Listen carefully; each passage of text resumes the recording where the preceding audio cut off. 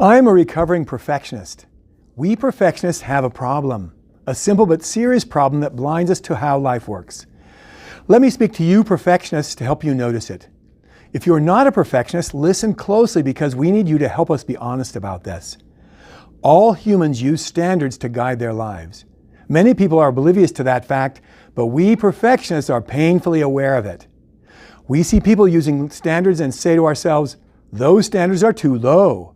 Then we feel good that our standards are not low like that. Have you ever had that conversation with yourself? If you're not a perfectionist, have you ever felt judged by one of us? Why do we judge you? We perfectionists know intuitively that standards are important and that we need to have good ones. But what right do we have to look down on your standards to determine that ours are good? Isn't that the definition of being judgmental? Now back to you perfectionists. Are you aware of how judgmental perfectionism is? Let me get personal.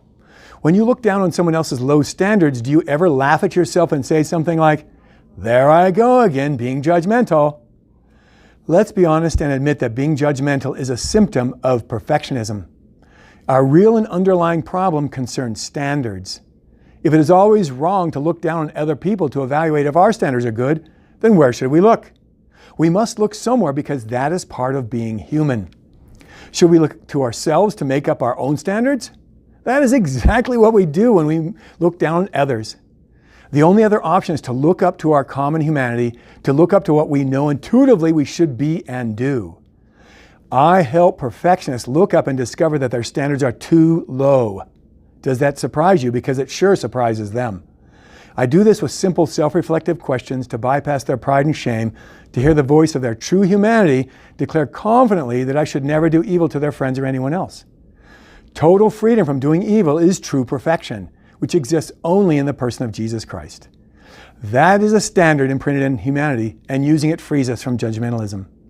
Let's be honest, perfectionism is a prideful pretense because it seeks satisfaction in imperfect human performance. We perfectionists cheat with moral standards. We need freedom, and we experience freedom when we look up and compare ourselves to true perfection. Compared to Jesus Christ, how are we doing? That question frees us because we realize we are all together in the same boat as moral failures. You non-perfectionists, please remind us that the perfection of Christ is the only good moral standard. Apply this to yourselves and then lead us to join you. True perfection is the door into life with God, and I witness to Mormons by leading them to discover how this works. Watch my 5-minute videos to see how I do it.